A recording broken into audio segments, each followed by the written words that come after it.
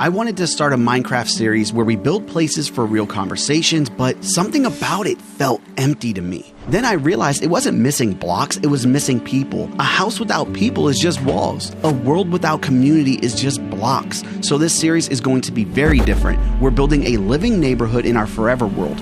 One supporter, one story, in one home at a time. And today we're starting with Chantel, the very first Patreon supporter of this channel. This is her house, but it's also the beginning of something we're building together. So let's build it. If you're just joining me on this journey, my wife took her own life and I had to take a break from YouTube for about 10 months. Before she passed away, this channel was doing good. It was getting thousands of views per video, thousands of subs every month, and I was doing military comedy, dark humor, and stuff before I really walked with God. When I came back, I was so excited because I'm like, I'm going to share this testimony of how God got me through the darkest moment in my life. He got me through this grand jury, the raids, the police took my Xbox, my PC, my phone. I couldn't get back onto YouTube. I had nothing. So I released the first video and it did terrible. I don't even think it got 10 views. And that was discouraging. But I'm like, you know what? This is God's purpose for me. I'm going to put out another video. It did even worse. I was on the brink of giving up after about 5 or 6 videos, and then I seen Chantel's post. It was a comment of how she related to the video. She had just given her life to Jesus not too long ago, and she related to the story, and it made me step back and think, it's not about these views, man. If I put 40 hours into a video and it can save or help one person, that video is worth it. It gave me that motivation, that drive. So her story is also your story as well. Every comment, every like, every share, every interaction that we have, you guys are interacting with the human on the other side of the screen, just like I'm interacting with you all. And I think people tend to forget that. You all, everybody right now, you on the other side of this screen, you have the ability to change somebody's eternal life. How powerful is that? If you interact with somebody and you plant that seed of faith and you steer them in the right direction, you give them that little bit of hope, that little bit of guidance into finding God, to giving their life to Jesus, and they do, you saved their soul. You will see them forever. And I think that's so powerful. And we often minimize ourselves. We don't give ourselves enough credit, enough power, and God is working through us, just like in this build here. He sees the big picture before we do. When I started this build, I didn't really know what I was going to build. And the hardest part for me in Minecraft is starting, because you don't know where it's going. You don't know the end. You don't even know the journey half the time. And I feel like that's what happens with our lives. God already has everything planned out for us. He already knew what this build would look like. He already knew that I would be making this video. He already knew that you would be watching this video. And for a lot of us, he's bringing us together through these videos. So you're not finding my videos by chance. We give all this credit to the algorithm. God created this system. God created the algorithm. God created everything. So he brings people together that need it the most. And that's why I always say, I hope you can find something that helps you on my channel, even if it's just a laugh when you're going through dark times. And originally I wanted to remove all those old videos because I watched them and it makes me cringe a little bit, because I'm like, man, I was just doing foul humor and dark humor and stuff that I had learned in the Marine Corps. And that's not who I am right now, because I changed. Something told me, I believe it was God, leave that up so people can see how far you came. And my biggest thing with you guys is being transparent, being open, and being honest with you. So yeah, I'm not perfect. My story isn't perfect. I'm far from it. I'm super broken. And I think that's what makes me relate so well to the Bible. Nobody is perfect in the Bible except for the Father, the Son, and the Holy Ghost. Everybody else is broken, but their story was so important, and God uses very broken people to get his message out there. And that's what just changed my life. It makes me so happy to be here with you all. So wherever you're at, if you feel broken, if you feel useless, if you feel destroyed, God made you for a reason. God gave you a purpose. He gave you something, and he uses broken people, man. You should be honored. You should be happy. You should be proud. Whatever challenges that you're going through, whatever obstacles that he put in your life, he did that because he knows that you can handle it. You can get through it. And I know we've heard this term before where people say, God doesn't give you more than you can handle. I don't know if I believe that anymore, and I'll explain that because I think God gives you more than you can handle, but he gives you the strength to carry what you never thought you could, and that's very important here. And one of the things that you all don't know about me, and I'm going through it right now as I'm recording this, I'm struggling to figure out what words to use. So I'll record a part, then I'll delete it. Then I'll record it, then I'll delete it. I'm like, it's not perfect. It's not good. It's not good enough for everybody. Everybody deserves the best, and I can't bring them the best, and I'm so hard on myself. And I sat down and I talked with my buddy Silent. You guys see him on the live streams. Great friend of mine, best friend. And I was like, man, I don't know what to do because I don't even know how to start in this series. Like, I got her memorial home built, but I made a build and it feels empty. There's nothing inside of it. I don't know. I don't even want to do the real talk part because I'm so broken myself. How do I talk to other people? He's like, well, the home, don't touch it. That's a memorial site. That's for her, right? And I'm like, 100%. Yeah, that's not getting changed. But what do I do outside of that? And he's like, that's a part of your past. What about thinking about the future? Is there anything on that home that you really wanted that you didn't have before? And I'm like, yeah, man, I wanted a helicopter pad, right? I wanted a helo pad because I'm a helicopter pilot and I always envisioned flying a helicopter into my own home. Now, after I became a commercial pilot, I was like, yeah, this is too expensive. The maintenance and everything else, it ain't there for me. I don't really want to own my own, but I still like that idea of it. So I decided to build this little helo pad right here. So that's what that is, my own addition to this house. Obviously, the community is number one. So that's my main focus. So I just did a little tiny helo pad. My neighborhood was so weird. Every house actually faced the water. So when you're driving down this little tiny dirt path to get here, it's desolate. And all the homes look super goofy because all you see is the backside of them and the face is over the water. So I wanted to do that here with Chantel's home. And I wanted to build something that was just freehand. I don't want to plan anything. I wanted to get inspired by what's around me, the terrain around me. And my neighbor, they actually had a parking space at the top. And then you walk down this really long path to get to the house. And then the front of the house had this little dock that went into the water. These homes out here are very unique. They're very beautiful and they each tell their own story, which is very symbolic to each and every one of you, how you all have your own stories. You all have something to share. You have these life experiences. And I'm starting to learn more about you as we go on. And the more I hear these stories, the more I realize just how important they are because I'm able to relate to your stories and hopefully you all can relate to mine. And we're all learning and growing together. And I want to share this with you. This is the craziest thing ever. I just learned this a week ago. I know this is going to help somebody else out there. Well, I was talking to my grandmother, and my grandmother's a woman that raised me. She's like, you know, we never told you this, but when you were going through this whole thing, me, your aunt, your brother, your mom, everybody was so angry and so torn apart. It was splitting our family up. And we're like, how can the state be doing this to this guy? How are they destroying this widow? He just been through this crazy traumatic event. He served his country. All he does is give his money away to everybody in the community. He doesn't even buy himself anything. And they're destroying him. And then when we talk to you and we see you, you're like, hey, mom, it's okay. Forgive them. I'm not angry. Like, let's just forgive. This is God's plan. I trust in his plan.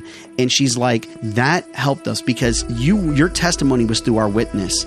And I broke down in tears, man. I'm not going to lie. I was bawling, bro, because I look up to my grandmother. She is the spiritual warrior. She is the prayer warrior in our family. She knows all these scriptures and she's always there for my guidance. And I never thought that how I would behave or how I would act would actually affect others during this process. And she said, yeah, like it brought the family closer to God. It made us start putting faith in God a lot more because we were seeing your faith and your peace. And we're like, we need to do that too. And the reason I say that this is relatable is because I'm not a special person. I'm completely broken. I am just a vessel and I'm getting closer to God through this journey. Like he sent these challenges to me. So I've heard people say this before. They're like, oh, your actions speak louder than words. Like we all know that quote. But now I'm seeing it from this biblical side where I'm like, man, the way that I respond to these challenges that God gives me can actually be its own testimony. You can witness unto others, and that's for every single person in here that's watching this video. How you respond to things can alter other people's lives more than you will ever realize, because I had no idea that this was even going on. And you could be reaching people that are very close to God and already strong in their faith, because this situation shook up even the strongest followers. And I want to use this analogy because I'm a pilot, man. I like pilot analogies, but we used to say this all the time. There's a term called a fair weather pilot, and it's saying that anybody can be a good pilot when there's clear, calm skies, nice weather, easy to fly. The real pilots are made when they're flying through chaos, through turbulence, through terrible conditions, and they're able to land that plane safely and come out the other side. And I feel like that's what faith is for us, right? Like, it's easy for me to have faith and to trust in God when everything is working perfectly fine in my life. What do I have to worry about? When everything is going smooth, I'm like, yeah, of course I believe in God. Man, this is his plan. Look at this. He has me right where he wants me, right? Because that's also where I want to be. It wasn't until I got shaken up real hard, I started getting slammed against the walls with this turbulence that I'm like, man, do I trust God? Like, I'm going to have to, right? I don't really have anything else. That's important for all of us. You're going to have those moments. You're going to have those things in your life where you're like, man, is this where God wants me? Think about King David, y'all. God tells David, I'm going to make you ruler of nations. And meanwhile, this dude is running from Saul for his life that's trying to kill him for many years. And he's like, man, I'm supposed to be king, right? Like, this is not the life of a king right now.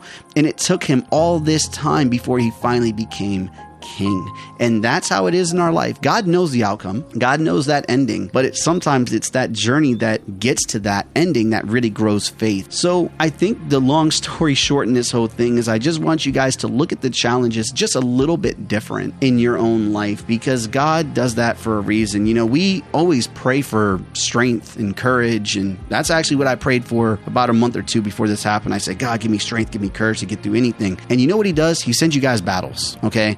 So when you're asking for strength, prepare for a battle. How do you get stronger if you don't fight, right? Like, I want to be the best fighter ever, but I'm not going to train. That doesn't really work. So God will send you what you need to give you that strength, to give you that courage. That is why I am scared to pray for patience. I don't think I will ever pray for patience because I don't want to get tested to that point, you know? So be careful what you pray for, because God does answer. God does listen to your prayers. And just know you can't have a testimony without the test. I just hope that at least one person on the other side of this that's going through whatever that tough challenge is in your life right now, you can step back and be like, God sees something in me. God is working with me, and he's giving me the test that I need. And here's the crazy part about the whole thing. When God is giving you a test, a lot of the times, he's very silent. Have you all noticed that? Think about the classroom. When your teacher is giving everybody a test, the teacher is silent.